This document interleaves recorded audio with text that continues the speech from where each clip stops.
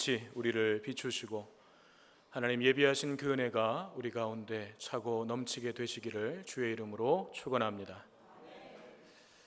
틀린 그림 찾기라는 게임이 있습니다. 아마 해보신 분들도 계실 텐데요. 똑같은 그림 두 개가 화면에 나옵니다. 그러면 한쪽에는 원본 그림이고 한쪽에는 이 그림하고 살짝 조금 다르게 몇 군데를 다르게 그려놓은 그림이 두 개가 나옵니다. 게임 방식은 간단합니다. 제한 시간 내에 이 틀린 그림들을 찾아내는 것입니다. 원본 그림에서 다르게 되어 있는 부분을 몇 군데인지를 찾아내면 되는 것입니다. 그런데 이게 똑같은 그림을 두 개를 놓고 한쪽에만 미묘하게 변화를 주었기 때문에 이게 쉽게 찾아지지가 않습니다. 예를 들어서 제 얼굴 사진을 가지고 한다 그러면 똑같은 얼굴 사진 두 장을 놓고 한쪽에는 안경테를 모양을 살짝 바꾼다든지 눈썹 길이를 살짝 바꾼다든지 머리카락 몇 가닥이 살짝 내려오게 한다든지 눈동자 색깔이 살짝 다르다든지 이런 식으로 변화를 주는 거죠. 그래서 자세히 보지 않으면 그냥 똑같은 그림처럼 보이는 거예요. 뜬금없이 웬 게임 이야기인가 하시는 분들도 계실 텐데 오늘 설교가 마치 이 틀린 그림 찾기 게임과 비슷하기 때문에 그렇습니다. 오늘 본문 말씀 중에서 우리가 읽은 1절에서 3절 말씀은 하나님의 그 심판 계획을 실행하기 위해서 두 천사가 소돔으로 내려갔고 또 그곳에 있었던 롯을 만났는데 롯이 이 두 천사들을 어떻게 영접했는가를 보여주는 장면입니다. 그런데 내용을 언뜻 살펴보니까 우리가 얼마 전에 함께 살펴보았던 창세기 18장 1절에서 8절까지에서 나왔던 아브라함이 하나님 일행을 영접했던 것과 매우 흡사합니다. 자, 두 천사가 소돔을 방문합니다. 롯이 그들을 보고 영접해서 자기 집으로 모셔갑니다. 두 천사를 위해서 식탁을 베풀고 대접합니다. 두 천사가 그 음식을 먹었습니다. 아브라함이 나그네의 형상으로 오신 하나님 일행을 보았습니다. 가서 그들을 영접하고 자기 장막으로 모셔드립니다. 그들을 위해서 식탁을 베풀고 대접합니다. 하나님 일행이 아브라함이 대접하는 그 음식을 먹었습니다. 똑같죠? 그런데 18장과 19장을 자세히 들여다보면 아주 큰 차이가 있음을 알게 됩니다. 그래서 오늘 설교는 18장과 19장을 좀 비교하면서 틀린 그림 찾기를 해보려고 합니다. 성경 펴놓으시고 18장과 19장을 좀 왔다 갔다 하면서 함께 보시기 바랍니다. 자, 먼저 만난 장소와 시간이 다릅니다. 18장 1절을 보십시오. 18장 1절에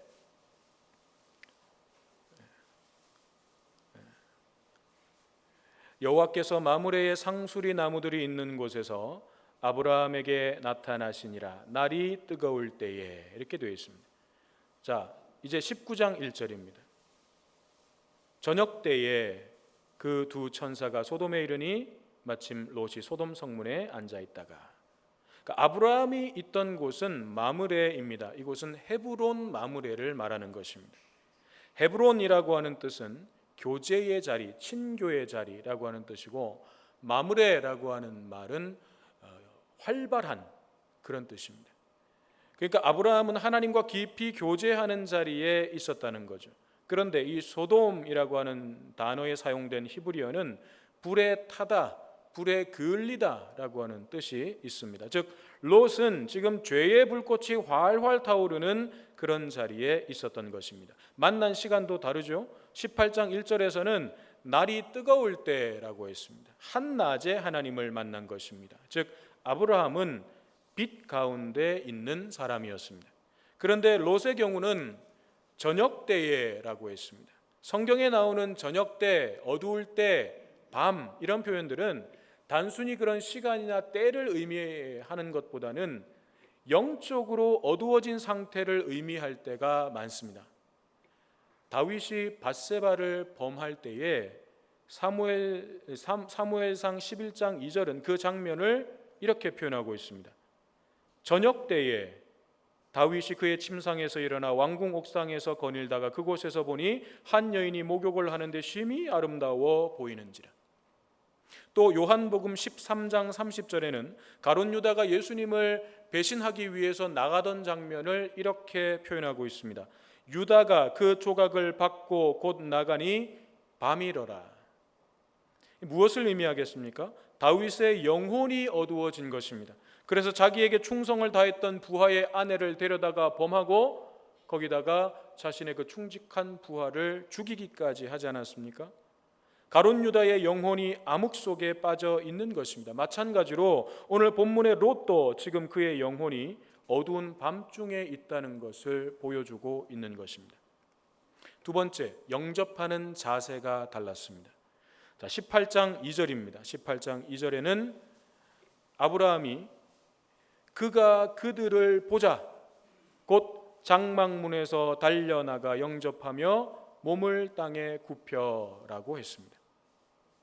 근데 19장 1절에는 롯은 그들을 보고 일어나 영접하고 땅에 엎드려 절하며 라고 했습니다.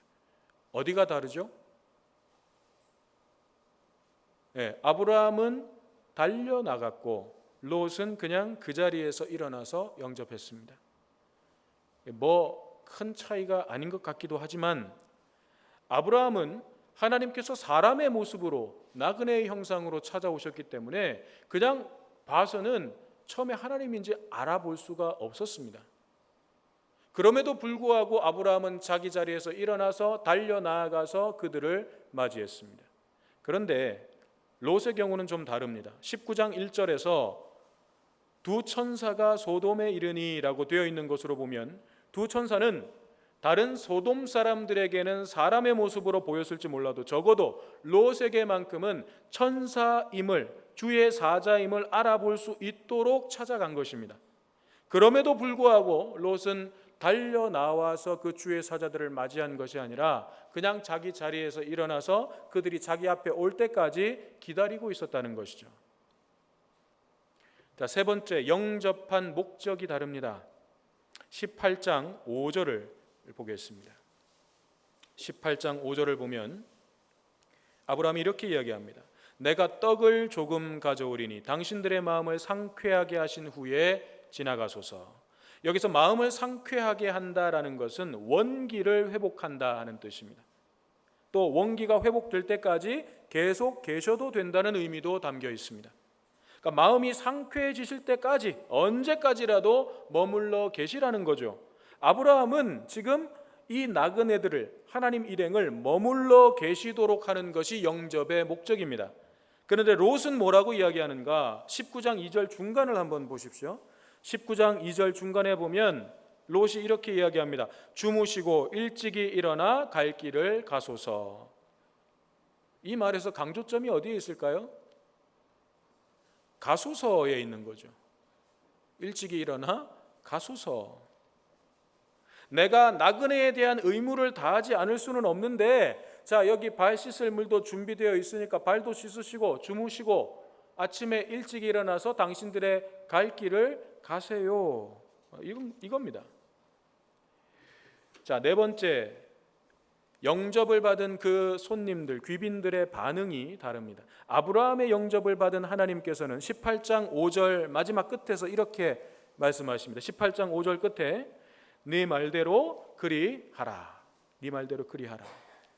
아브라함의 그 마음을, 그 진정성을 아신 하나님께서는 기꺼이 내가 너의 장막으로 들어가겠다, 내가 너와 함께하겠다, 그리하겠다 라고 말씀하십니다.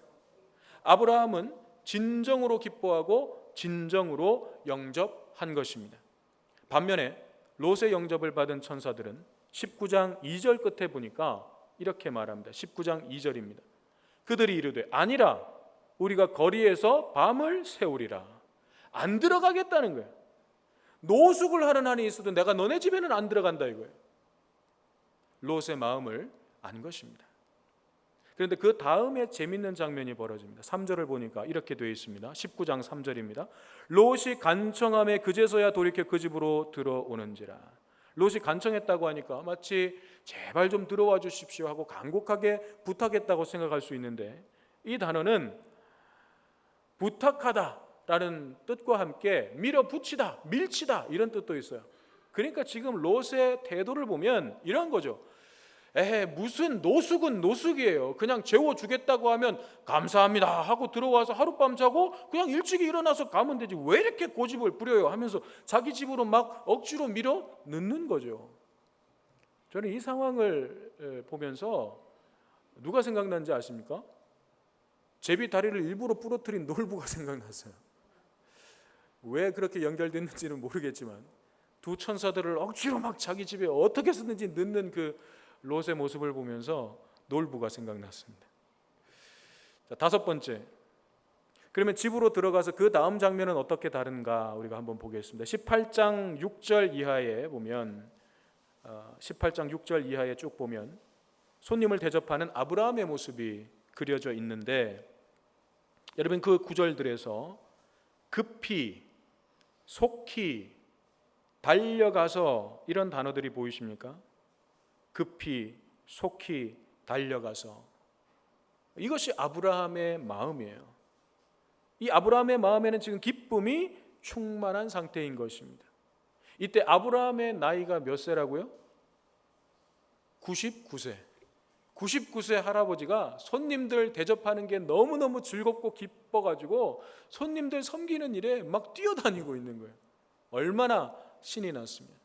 이게 아브라함의 마음이었다는 것입니다. 거기다가 아브라함이 준비한 요리 재료는 또 어떻습니까?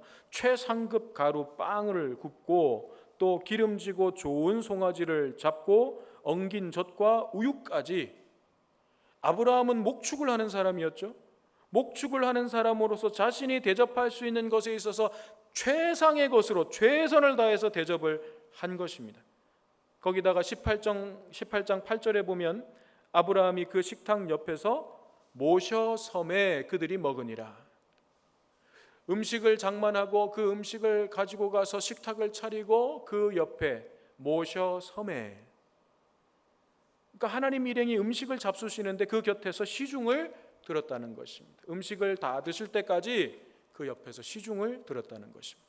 자, 그러면 롯은 어떻게 했는가? 19장 3절에 보니까 19장 3절입니다. 이제 롯이 그들을 위하여 식탁을 베풀고 무교병을 구우니 그들이 먹으니라. 롯도 손님을 위해서 식탁을 베풀었는데 뭘 드렸다고요? 무교병을 드렸다는 거예요. 무교병이 뭡니까? 누룩 넣지 않고 그냥 구운 빵이죠. 발효시키지 않고 그냥 구운 빵이에요. 맛이 있을 리가 없습니다. 이 음식 나중에 먼 훗날 아브라함의 자손 이스라엘 백성들이 출애굽하기 전 6월절 밤에 이 음식 먹습니다. 뭐 딱히 준비할 시간도 안 되고 얼른 먹고 출발해야 되기 때문에 급하게 만들어서 먹은 대충 만든 음식이에요. 손님에게 대접할 요량으로 내놓을 수 있는 음식이 아니라는 것입니다. 그런데 롯은 왜 이런 무교병을 내놓았을까요? 롯이 가난했을까요? 소나 양이 없었을까요? 아니에요. 본래 아브라함과 롯은 함께 있었습니다. 그런데 이 둘이 갈라지게 된 이유가 무엇이었습니까? 우리가 창세기 13장에서 보았던 내용입니다. 양쪽의 집안의 가축들이 워낙 많아져 가지고 이제 한 곳에서 한 초장 안에서 함께 할 수가 없어요. 목자들이 맨날 싸우는 거예요, 서로. 그래서 갈라진 것입니다. 그러니까 지금 롯의 우리에 가면 소떼와 양떼가 있을까요? 없을까요? 있다는 거죠. 많다는 거죠. 그 중에서 한 마리도, 아니 고기 한 조각도 대접할 마음이 롯에게는 없는 것입니다. 이것저것 굽고 삶고 볶고 찌고 요리하는 것도 귀찮다는 거예요. 그래서 시간도 얼마 안 걸리고 간단하게 만들 수 있는 무교병 만들어서 주고 이거 먹고 주무시고 내일 아침 일어나서 당신들 갈 길 가세요. 이게 롯의 대접이었습니다. 자, 끝으로 아브라함이 차려놓은 그 음식을 하나님 일행이 드셨습니다. 18장 8절 마지막에 그들이 먹으니라. 그러면 롯이 차려놓은 음식은 어떻게 됐습니까? 19장 3절에서도 마지막에 그들이 먹으니라. 여기에는 다른 점이 없죠. 표현이 똑같습니다. 하지만 이 둘은 완전히 다른 의미라는 것을 우리는 충분히 짐작할 수 있습니다. 아브라함이 마음과 정성을 다해서 차린 식탁을 하나님께서는 틀림없이 기쁘게 받으셨을 것입니다. 연락하셨을 것입니다. 반면에 두 천사는 롯이 준비한 이 형식적인 이 껍데기만 있는 식탁을 먹으면서 무슨 생각했을까요? 그래, 이게 네 마음이구나. 그냥 가짓수가 적은 것, 그게 아니에요. 롯의 마음이 거기에 담겨져 있는 것입니다. 아, 그래, 이게 네 마음이구나 확인하는 거죠. 똑같이 그들이 먹으니라 라고 되어 있지만 연납되는 식탁이 있는가 하면 오히려 역효과를 내는 식탁이 있습니다. 오늘 우리는 똑같은 시간에 똑같은 장소에서 똑같이 하나님께 예배를 드리고 있습니다. 하지만 하나님께서 연락하시는 예배가 있고 그렇지 않은 예배가 있다는 것을 여러분 분명하게 아셔야 됩니다. 이 자리에서 여러분들이 똑같은 모양으로 똑같은 시간에 하나님께 똑같이 예배를 드리고 있지만 모든 예배가, 여러분들의 모든 예배가 하나님께서 연락하실 거라고 착각하시면 안 된다는 거예요. 전혀 다른 예배가 있습니다. 롯은 분명히 형식은 다 갖췄어요. 인사도 하고 집으로 영접하고 음식도 대접하면서 할 것 다 했습니다. 그런데 형식적이고 자기중심적이에요. 거기에는 아무런 감동도 없습니다. 예배에 참석해서 똑같이 찬송 부르고 똑같이 기도하고 똑같이 헌금하고 똑같이 말씀도 듣지만 하나님께서 보시기에는 전혀 다른 예배, 전혀 다른 믿음일 수 있다는 것입니다. 오늘 본문 4절 이하에는 롯이 거주했던 이 소돔이라고 하는 곳이 구체적으로 어떤 곳이었는지 낱낱이 밝혀주고 있습니다. 롯의 집에 들어간 두 천사가 잠을 자려고 하는데 소돔 사람들이 노소를 막론하고 원근해서 나이가 많든지 적든지 멀리 있든지 가까이 있든지 온 소돔 사람들이 롯의 집 앞으로 모여들었습니다. 이유가 5절에 나옵니다. 롯을 부르고 그에게 이르되 오늘 밤에 내게 온 사람들이 어디 있느냐 이끌어내라 우리가 그들을 상관하리라.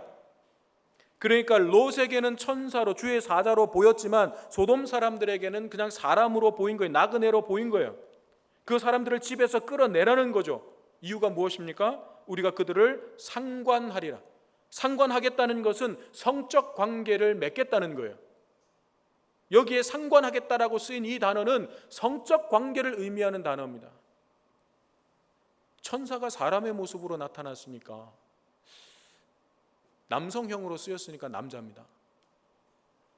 꽃미남이 아니었을까? 그냥 상상을 해보는 거예요. 훤칠하고 잘생긴 젊은 남자 둘이 소돔 성 안에 들어왔습니다. 소문이 쫙 퍼졌어요. 그랬더니 소돔의 모든 남자들이 노인에서부터 젊은이들에 이르기까지 전부 지금 롯의 집 앞에 몰려들었습니다. 이게 무슨 의미입니까? 소돔성에 동성애를 하려는, 남색하려는 남자들로 차고 넘쳤다는 거예요. 소돔성 안에 남색하려는 자들로 차고 넘쳤다는 것입니다.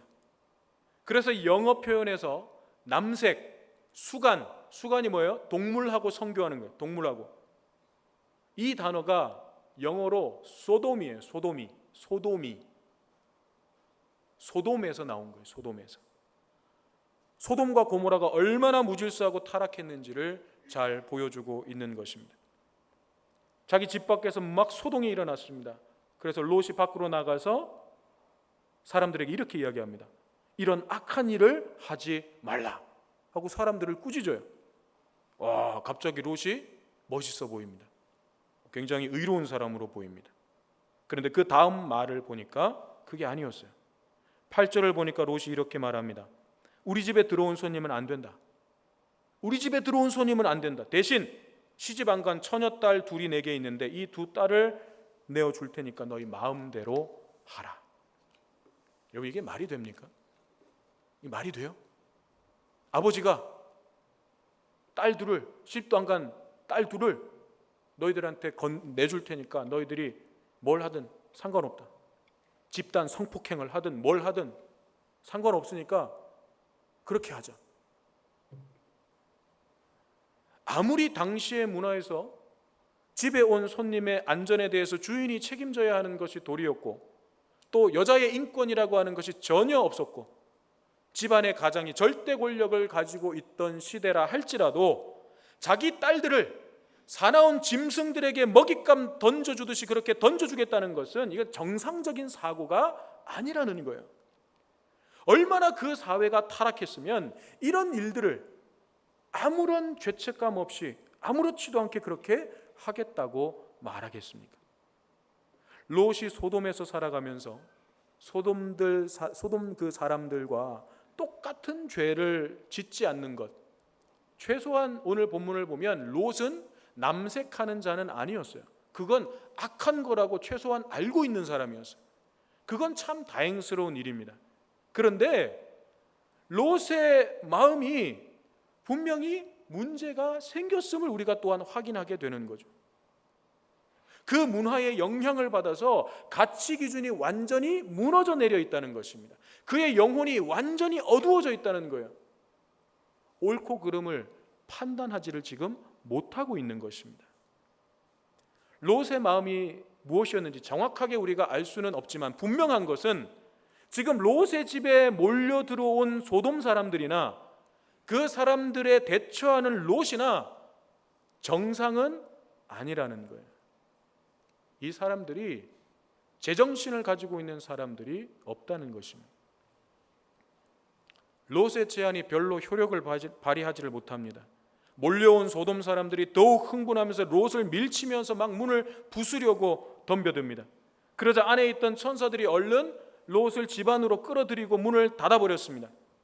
그리고는 밖에서 행패를 부리고 있는 사람들의 눈을 어둡게 만들어 버렸습니다. 그런데 여기서 우리는 아주 깜짝 놀랄 만한 사실 하나를 발견하게 됩니다. 우리는 이 타락한 도시의 사람들이 얼마나 지독하게 죄에 물들어 있었는지를 보게 되는 것입니다. 여러분, 사람이 갑자기 앞이 안 보이면 제일 먼저 뭘 하겠습니까? 여러분 지금 가만히 계셨는데 갑자기 여러분 눈이 안 보여요. 그럼 어떻게 하시겠어요? 눈이 왜 이러지? 그러겠죠. 당황해서. 눈이 안 보이면 제일 먼저 뭘 하려고 하겠어요? 눈을 뜨려고, 보려고. 그게 다시 보는 거, 안 보이던 눈이 다시 보는 거, 그게 제일 최우선 관심사잖아요. 그런데 오늘 소돔 사람들은 어떻게 했는가? 11절 말씀을 보십시오. 충격적입니다. 그들이 문을 찾느라고 헤매었더라. 문을 찾느라고 헤매었더라. 문을 부수고 들어가려고 하다가 갑자기 눈이 어두워져서 앞을 보지 못하는 상황이 되었음에도 불구하고 이 사람들이 뭘 했다는 거예요? 문을 찾느라고 헤매었다는 것입니다. 문 찾아서 뭐 하려는 거예요? 문 찾아서 뭐 하려고요? 눈이 먼 그 상태로 남색을 하겠다는 것입니다. 동성애를 하겠다는 거예요. 소돔 사람들은 지금 육체의 정욕에 사로잡혀서 영혼의 눈이 완전히 멀어 버렸습니다. 육체의 소욕에 따라서, 그 정욕에 따라서 지금 행동하고 있는 거예요. 그래서 자신들이 지금 무엇을 하고 있는지도 모르고, 그게 부끄러운 짓인지도 모르고, 무엇을 해야 하는지도 모른 채 파멸의 길을 달려가고 있는 것입니다. 영혼도 어둠에 빠져 있고 눈까지 멀어버린 소돔 사람들의 모습, 이 모습은 이 도시가 용서받고 구원받을 아무런 희망이 없음을 상징적으로 보여준다 하겠습니다. 여러분, 우리는 어떻습니까? 욕심에 사로잡혀서 영혼의 눈이 어두워져 어디가 생명의 길이고 어디가 심판의 길인지 분별하지 못하고 있는 것은 아닙니까? 서울 곳곳을 한번 보십시오. 얼마나 많은 곳에 밤의 문화가 사람들을 끌어들이고 있습니까? 불나방처럼, 꿀통에 모여드는 파리떼처럼 얼마나 많은 사람들을 끌어모으고 있습니까? 강남의 그 빌딩 숲 사이사이 골목골목마다 얼마나 많은 유흥업소들과 대표적인 업소들이 가득한지 모릅니다. 우리나라 기업 접대 문화라는 것이 무엇입니까? 그 마지막은 거의 대부분 성접대, 성매매 연결되어 있습니다. 그런데 충격적인 것은 그런 밤의 문화, 접대 문화를 당연한 것으로 여긴다는 거예요. 죄의식을 전혀 갖지 않는다는 것입니다. 그런데 그리스도인들조차 그런 세상의 문화에 휩쓸려 다닌다는 것입니다. 이건 아닌데 생각은 하면서도 현실적으로 어쩔 수 없지 않냐고 항변합니다. 동성애 물결은 어떻습니까? 미국은 동성애를 인정하는 것을 넘어서서 이제 동성애를 차별하면 벌을 받는 나라가 되었습니다. 우리나라에서도 그런 주장들이 얼마나 거세게 일어나고 있습니까? 동성애는 하나님께서 가증히 여기시는 죄입니다. 하나님의 창조 섭리를 거스르는 일입니다. 하나님은 사람을 남자와 여자로 창조하셨습니다. 이 둘이 서로 조화를 이루면서 하나가 되게 하셨습니다. 이 남자와 여자가 한 몸을 이루어서 다음 생명이 태어나게 하셨습니다. 그래서 생육하고 번성하여 땅에 충만하라고 말씀하셨습니다. 땅을 정복하고 다스리라고 인류에게 처음 주셨던 사명이 바로 그것입니다. 남자와 여자가 부모를 떠나 한 몸이 되고 그들을 통해서 생명이 태어나고 그래서 이 땅에 생육하고 번성하고 이 땅을 다스리라는 거예요. 그게 하나님께서 인류에게 주신 첫 번째 사명이었습니다. 이것이 결혼과 가정과 생명의 역사에 대한 하나님의 대전제이고 원칙이었습니다. 그렇다고 교회가 동성애를 하는 사람들에 대해서 구원받지 못할 더러운 인간들, 상종하면 안 되는 그런 죄인들로 정죄해야 한다는 얘기가 아닙니다. 나는 이성애자니까 최소한 동성애를 하는 너희들보다는 나는 깨끗해 라고 생각해서도 안 된다는 거, 그거 교만입니다. 이성애로 짓는 죄, 간음, 성추행, 성폭행, 성매매, 동성애보다 작은 죄입니까? 변태적인 이성애는 동성애보다 작은 죄입니까? 결코 그렇게 말할 수 없습니다. 그러면 무엇입니까? 결국 동성애자든 이성애자든 우리 모두는 하나님 앞에서 똑같은 죄인이라는 거예요. 그러므로 모두가 다 예수 그리스도의 십자가 복음으로 구원받아야 할 사람들이라는 것입니다. 태초에 혼돈과 공허와 흑암만이 있었던 세상에 하나님의 영이 운행하시면서 질서와 충만과 빛이 이루어졌던 것처럼 예수 그리스도로 말미암아 구원받은 하나님의 자녀가 되어서 하나님과의 친밀한 교제를 누릴 수 있어야 되는 것입니다. 하나님의 영 성령의 사람이 되어서 죄로 인해 혼돈과 공허와 흑암이 가득했던 우리의 삶이 제자리를 찾고 질서와 조화를 이루며 만족함과 생명의 역사를 이어가는 하나님의 형상을 회복한 삶이 되어야 한다는 것입니다.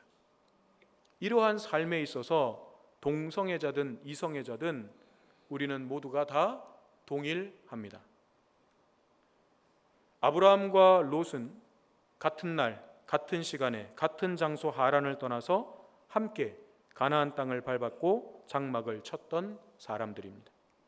그런데도 그 중심에 헤브론이 뿌리내린 아브라함은 창세기 18장과 같은 아름다운 삶을 살았고 그 중심에 소돔이 뿌리를 내린 롯은 창세기 19장에서처럼 심판과 파멸의 길에서 결국 모든 것을 잃어버리는 인생이 되었습니다.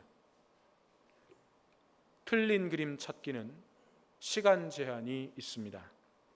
그 시간이 다 되면 똑같은 줄 알았던 그림이 다르다는 것이 낱낱이 드러납니다. 우리의 인생도 시간 제한이 있습니다. 그 시간 다 되면 똑같은 줄 알았던 믿음이 전혀 다른 믿음이었다는 것이 낱낱이 드러나고 폭로될 것입니다. 그렇게 되기 전에 말씀과 기도와 성령의 도우심을 받아서 틀린 부분, 다른 부분 찾아내고 깨달아서 창세기 18장의 아브라함처럼 신실한 믿음의 삶을 살아가는 저와 여러분 되시기를 주의 이름으로 축원합니다. 오늘 우리 주신 말씀을